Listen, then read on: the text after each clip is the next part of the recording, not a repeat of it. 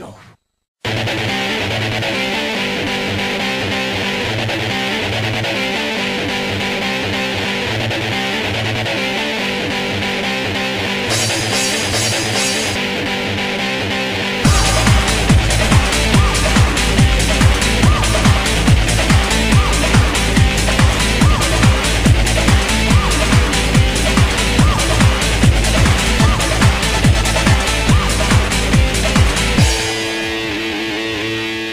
Guys, I'm Running Kid here, coming to you again with my next comic review.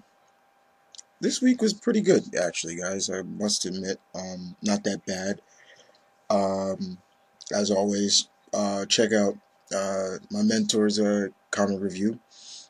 As always, he put his up before me, as pretty much always. But we're gonna kick it off with IDW and.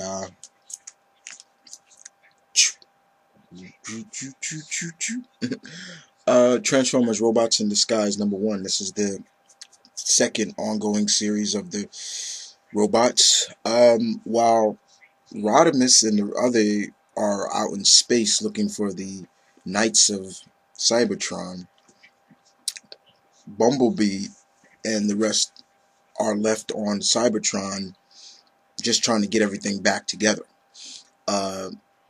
And since the war between the Decepticons and the Autobots are over, and they've kind of healed Cybertron, Cybertron is actually alive now, and Cybertron doesn't want its Cybertronians there. Like you literally see when refugees are coming back to Cybertron, it's actually trying to swat the ships away.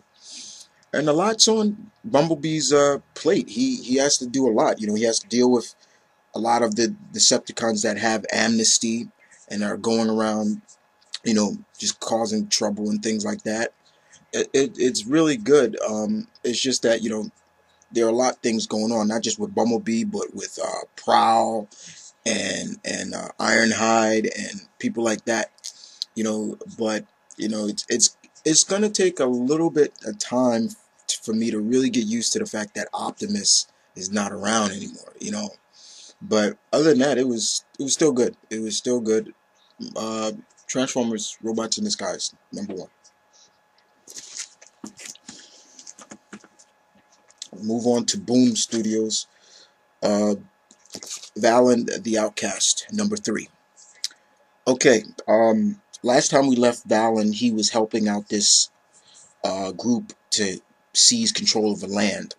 But they had to leave really quick because the Necromancer's lieutenant, the man who took Valen's soul, basically, his lieutenant, Lieutenant Ivo, was coming.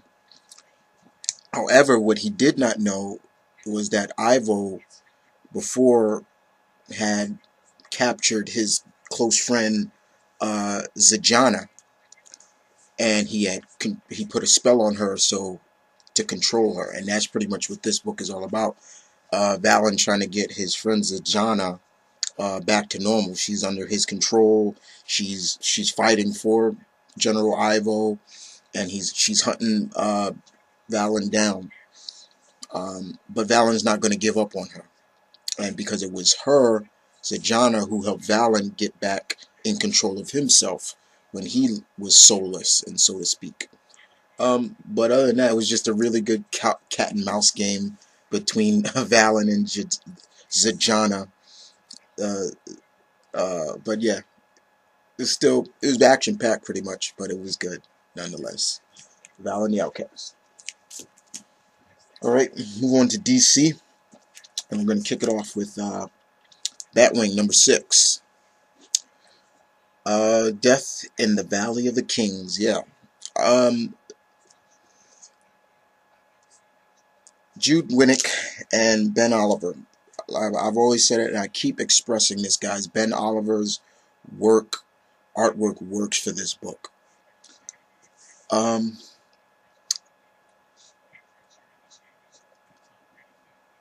We get to figure out who maybe is the man behind Massacre, the true identity of Massacre in this book. David deduces who it could be, and why he's after the African superhero group known as the Kingdom.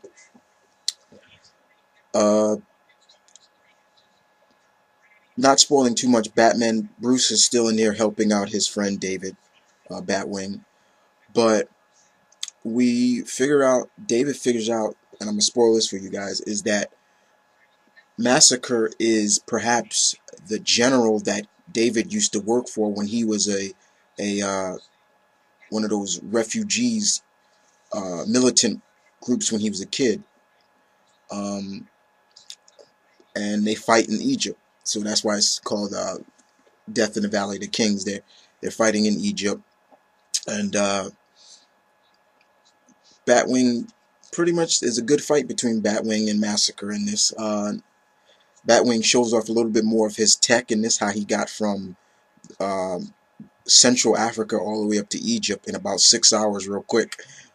He upped his flight system. But other than that, it was really good.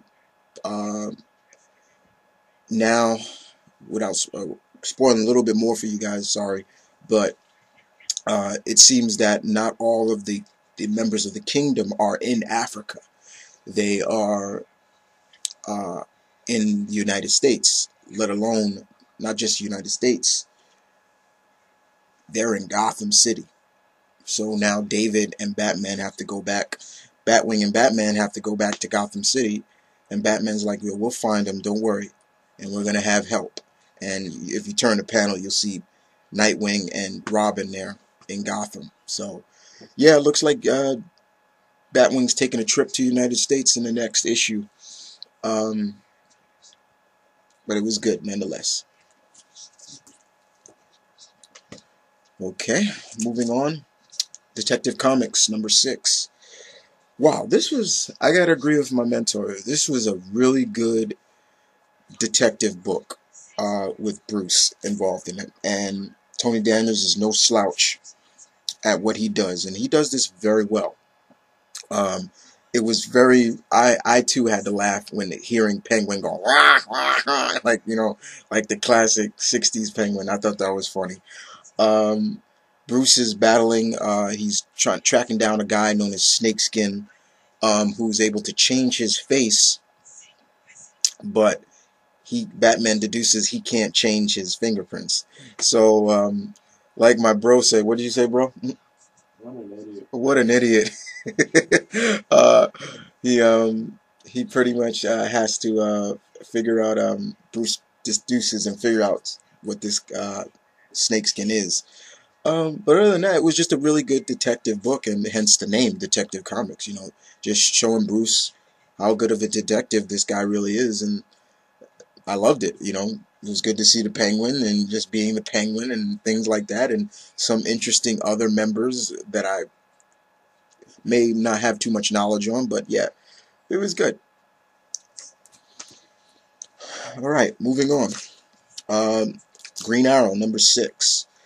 Dan Jurgens and Keith Griffin actually are co-plotters on this one.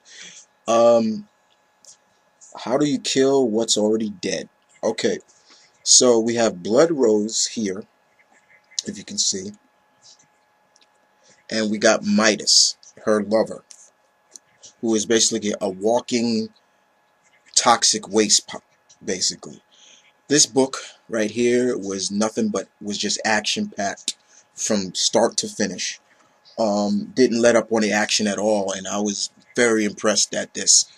Ollie has his hands full with Midas and Blood Rose. I mean, the issue starts off with Blood Rouge shooting him in the head, but pretty much just nicking Ollie. She didn't directly shoot him. She like nicked it off of him. So, and then he also starts to, with the rest of his team that he has helping, they deduce that Blood Rose isn't human at all. So Ollie starts to say, is she alien? And like, no. So he did this as she's a robot. Yes, so she's a robot. They also joke about how, they don't, at first they joke about Blood Rose and Midas joke about how we don't want to bring the rest of his superhero community cohorts on us. I mean, think about it. I don't think we can deal with the Superman. And so Ollie's team is like, do are you even friends with them? And he's like, well, I don't know. I've never met them, but I did meet a merman once, talking about you know who, Aquaman. And they give a little soliloquence, which I'm gonna spoil this, guys, is that coming up in issue number 8 of Justice League, we're gonna see Ollie in there with Aquaman, so that's gonna be interesting.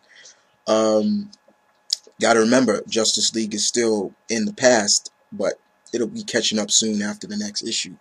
But other than that, this was just a really good action-packed issue that I gotta give Dan Jurgens a lot of credit for. Him and Keith Giffen did a good job co-plotting this together.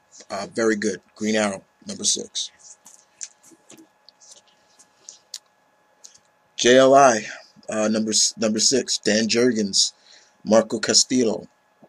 Okay, totally. First of all, this is a badass cover by one of my favorite artists, Dan Finch. David Finch, definitely good stuff. I gotta admit, I have once again totally have to agree with Blue Goblin on this. Dan Jurgens knows how to write Booster Gold. Excuse me. Excuse me. Booster shines in this book very much. He takes full reins at taking leadership of this team and taking responsibility of the team and telling the UN delegates, like, look, if you break us up, there's always going to be a JLI. We're going to do it anyway without your consent. That's why you put us together, because you can't control the Justice League. They're independent, you know, and things like that. Guy's in this, and Guy is acting a little bit like a dick. And Ice is trying to, you know, calm him down and be like, look, look.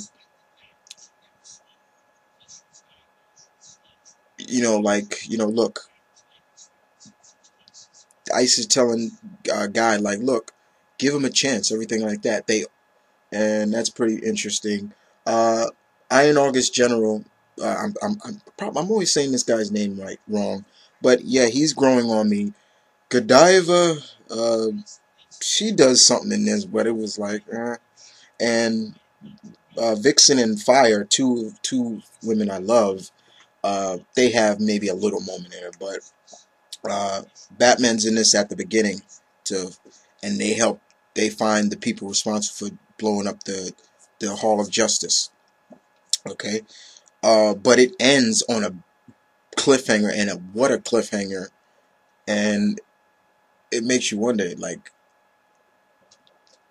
oh my God, like, it's just like, oh, I'm not gonna spoil how it ends, guys, but it does end on a boom, so to speak. All right, Red Lantern number 6. They call him Rancor. The human Red Lantern is here. Yeah, I was waiting for this book because Gabi's right. Yeah, Hal and Guy were Red Lanterns. They're human, yes, but this is the first Red Lantern that was on Earth, and he got his ring after witnessing his brother get beaten to death by the police.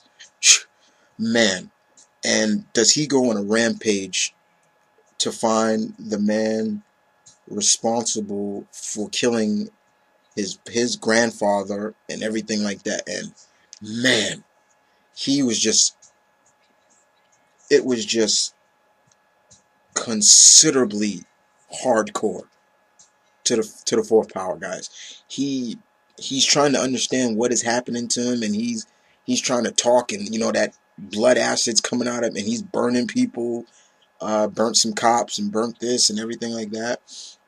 And in the meantime, back on the Red Lantern's home planet, there's a coup happening, and Atrocitus and Belize are at it, and it's like, okay, could there be some kind of a turn of leadership in terms of the Red Lantern? But Atrocitus ain't gonna have that. But it ends with, yes, Guy Gardner coming to him and like, look, we got to talk, you know. And I thought that was an interesting way to end it. Peter Milligan does a good job, and Ed Ben's artwork is a plus. Another one of my favorite artists. Red Lanterns #6, guys. All right. Next up, the final DC book that I got, and despite it being canceling soon, I'm gonna ride it out to the end, guys. And that's Static Shock #6. Scott McDaniels, John Rosen. Static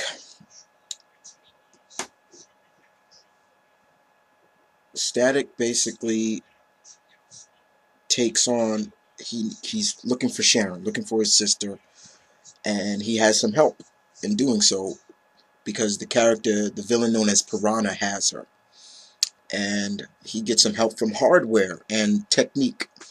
They help him out in this, so we get to see two other cool characters that the great Dwayne McDuffie created. So yeah, this was action packed actually. They set a plan in action, you know, and it went through very well. But it was all about a brother. This book was just basically about a brother trying to get his sister back, and you know, you get a little touched up by that, you know. But yeah, it was good. It was good to see that. And also some premonitions of the future. I mean, there were clones in this, guys. I'm gonna let you spoil that. But other than that, that's all it was. A brother trying to get his sister back. And the ending of the book kind of leads a little interesting, because remember, there are two Sharons if you're reading this, but none of them can tell who's the clone. So in the end, they come to agreement like, look, since we can't tell who it is, one Sharon says, look, call me by my middle name, Cassandra, and the other one will be called Sharon, and we'll be like sisters, twin sisters. So it was good. But yeah, it's ending after 8 issues, guys. That's another book. But I'm gonna ride it through. I'm gonna ride Static through to the end. All right. So let's move on to Marvel, and we'll start off with my mentor, my sensei's pick of the week. The world's greatest superhero, Amazing Spider-Man, number 679. Dan Slott. Gotta agree, Dan Slott has been really good on Amazing Spider-Man. He is very good. Herberto Ramos's artwork is with me. That's just me, guys. I'm not too fond of it, but I can tolerate it more than I can tolerate Chris Bacchio's artwork. There you go. It's all about Peter trying to figure out what the hell is going on, trying to figure out how to stop the world, New York, from blowing up.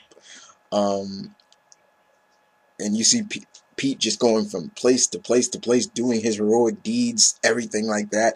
And on the way, he has his help from Grady, one of his Horizon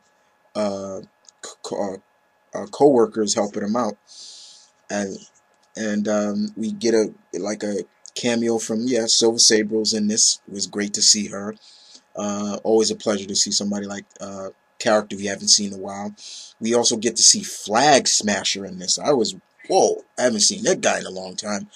And it was just fun. It was really fun just to watch. One of my favorite scenes in this, it was like, Grady was like, dude, don't you watch Doctor Who? And he's like, who's that? Peter says, I'm not sure. Is he on the Defenders? And Grady has to say, okay, let me rephrase that a little bit differently.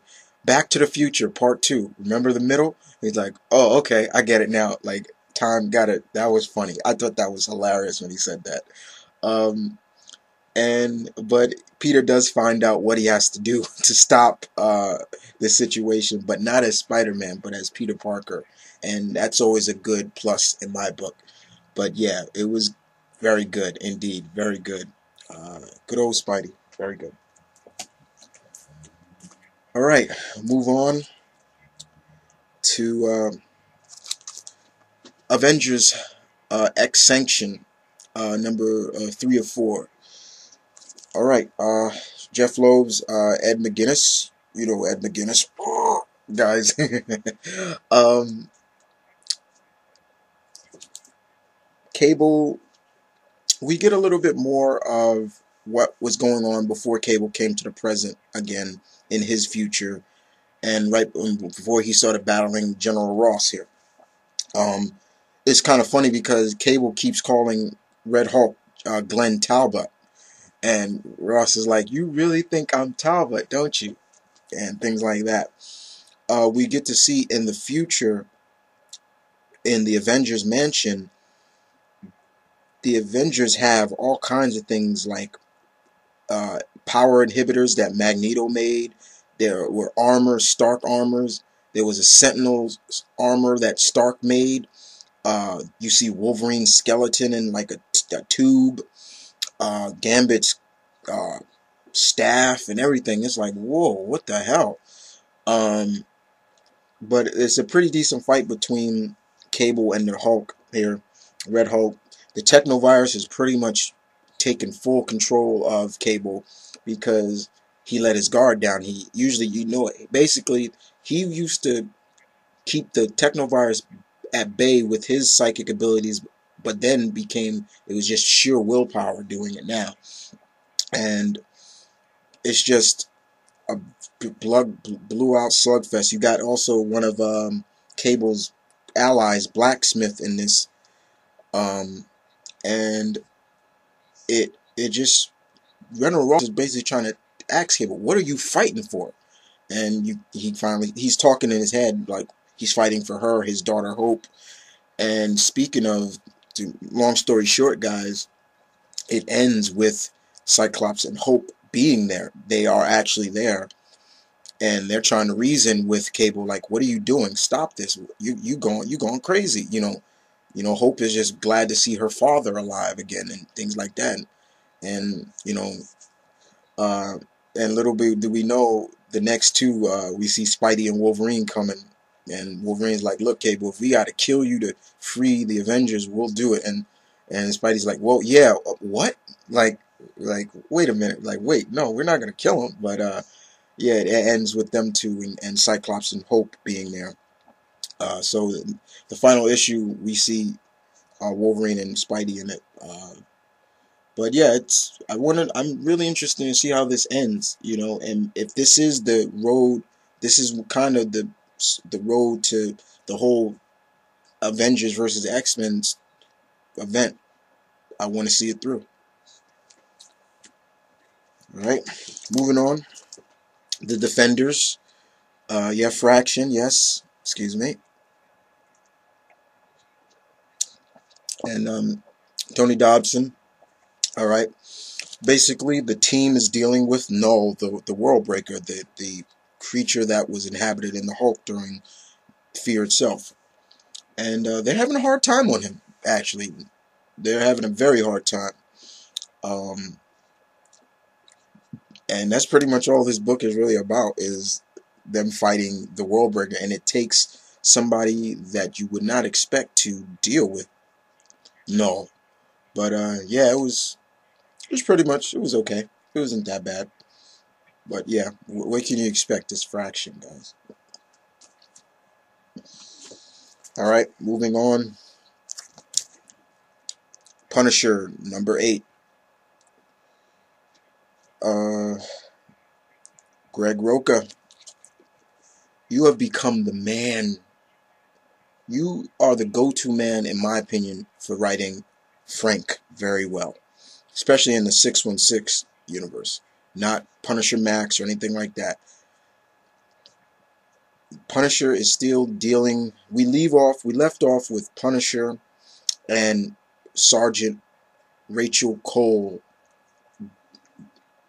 gun pointed at each other. Rachel Cole was is a character in this whose fiance, whole family, everybody was wiped out at her wedding by the Exchange. And it ends with Frank and her. She took matters into her own hand to deal out punishment to the Exchange. And that's pretty much what we leave off right there. And now Frank and her are just gunpoint, and they say something to each other, and that was it. And then Frank turns around and is like, "Stay out of my way," and that was it. In the meantime, we got Ozzy and the two detectives, Ozzy and Coulson, basically paying Rachel a visit and be like, they know that Punisher had a partner in dealing out punishment to when they were in upstate New York. But it gets more in depth when we figure out that the Exchange has acquired a safe house that Nick Fury used to use, and they got a week now to deal out punishment to the Punisher. Excuse me.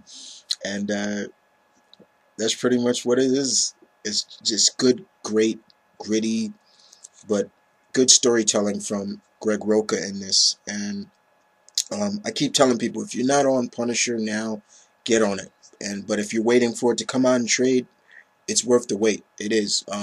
Greg Roca is doing a superb job with Frank Castle, the Punisher. I have to say that. And I'd just like to say thank you, Mr. Roca, for giving Punisher such a good run so far. We're only 8 issues in, but you've been doing great on the book, sir. Okay, we're gonna make this really quick because Uncanny X-Men number 6. Gillian and Lan.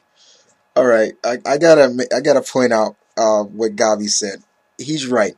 Even when they are down, the females are still goddamn smiling. Look at that. Look at that. Look at that. That is so stupid. He has a fetish with models or something. All in all, it's a story where they're still in Montana trying to figure out what's going on. They're dealing with this immortal man or so, and that's about it. Now, the only problem is that most of this story is from Uncanny X-Force, because Psylocke knows about this place that they're in, and now Magneto knows that Psylocke is still a part of X-Force. So he's, in a way, Magneto's kind of blackmailing Psylocke and things like that. But other than that, it was alright. My opinion is, I wish they would put Claremont or somebody on this book. Somebody who knows the X-Men very well, and who better to go to than Mr. X-Men himself, Chris Claremont. That would be my #1 pick for writer of Uncanny X-Men, Chris Claremont. Because Gillian's okay, and find a better artist, but it wasn't that much smiling. I'm not gonna lie, it wasn't that much smiling from it, but still, it's like, Lan.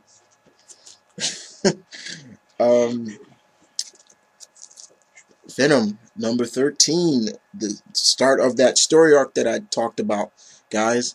The Venom event, Circle of 4. Rick Remender, Tony Moore. All right, so we got. It was really heartbreaking to see, Flash basically talking to Betty and be like, "Leave me alone, Betty. We're done. We're through," and everything like that. I was like, man, that's kind of cold, Flash. I know you're trying to keep her safe.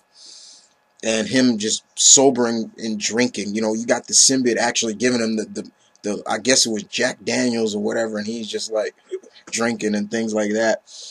And lo and behold, all of a sudden, Hulk busts in as like room service. Lo and behold, even though I'm not reading Ghost Rider, I do keep up with what's going on in the book. And yeah, Johnny Blaze is no longer Ghost Rider. Now there's a female known as Alexandra, who is the Ghost Rider now. And Johnny Blaze is still with her, trying to, since he's an expert at it, kind of the veteran, he's trying to teach her how to do this and do that. And she's kind of cocky and headstrong, and, thinks she goes in everything half-cocked and not thinking. And we got X-23. It's always a pleasure to see Laura in the book. in any book, and she's trying to figure out who's got a sample of her blood. So it gives you why all these characters are brought together. Uh, Without spoiling another two, I'm going to spoil a little bit more, guys. Blackheart is in this book. Yay! Get to see Blackheart. It was good to see Blackheart. Um, just looking very intimidating as he always. He's trying to boast to his father, Mephisto, like, look what I'm doing, and I'm doing it better than you. You tried to bring hell to earth before, and you failed. Now look at me, ha! That was kind of funny. Um, but so far so good, in my opinion. This will be 6 parts, a 6-part Venom event. It's gonna go through all the way up to issue 14. So there's gonna be point books in this, but I don't mind as long as it's not a big event. But it's good. We'll see how this goes. So far, I enjoyed it. All right. Uh, Next up, Ed Brubaker, sir. I have to ask you one question, sir. When you were writing this book, were you playing, or was your kids, or if you have kids or anybody playing Metal Gear Solid? Because Winter Soldier #1 felt like Metal Gear Solid. I kid you not. To me, it felt like Metal Gear Solid. Now, if this is the only place that I can see Bucky Barnes, so be it. It's kind of ironic that both Dick Grayson and Bucky Barnes have gone back to their previous alter egos. Dick is back as Nightwing, Bucky now is back as Winter Soldier. And pretty much he has the help. His partner in this is Black Widow. Always good to see Natasha. Got no problem with that. And it's all about Bucky trying to find those other sleeper agents that what the Soviets did to him. And, it felt like a true espionage book, just straight up, you know, espionage, tactical espionage. Felt just like Metal Gear Solid. I kid you not, guys. It felt just like that, and I was highly impressed. Brubaker knows how to write people from the Captain America universe. He is by far probably the best when it comes to those characters. He really does know how to write. And the ending, oh my God, in this book, just, you get some individual in this book that you're like, okay, I can see why they're in this book. But the ending, and I'm not going to spoil it, just leaves you like, oh shit, like, what's going to happen next? But if once again, I don't do pick of the weeks, but if I was doing pick of the weeks, this would be it. This was great, in my opinion. Very good. Winter Soldier #1. Last but not least, we're going to end this on X Factor 231. Peter David, sir, whatever you are smoking, I want some. Because this was a high. If once again, this is the other book, if I was doing pick of the weeks, between this and Winter Soldier. But Winter Soldier kind of beat it out a little bit, in my opinion. My God. We're in a world where basically Madrox, Multiple Man, is in a world where instead of Wanda saying no more mutants, remember those words? I gotta quote my mentor. Remember those words? No more mutants. She said no more humans. And it seems like Tony Stark is like the only human left because he wasn't on the planet at the time. We got Deathlock in this book. Deathlock is Steve Rogers. Holy shit, was this great. There's a fight between Tony and Steve Deathlock in this, and it was superb. All in all, Doctor Strange, another character in this book. What the hell? It was crazy. This book was superb. And Peter David, master of cliffhangers and things like that, left us on a cliffhanger. I can't say no more about this. It was that damn good. I'm quoting Triple H now. But no, it was that damn good. Very good. X Factor 231. Alright guys, so I hope you guys enjoyed that week, this week of books. I'll be back next week. For all those who are Super Bowl fans out there, hope you guys enjoy the Super Bowl as well. You know I am. But other than that, you guys take care. This is Mom and Kids, and peace, one love, stay tuned. I'll take care.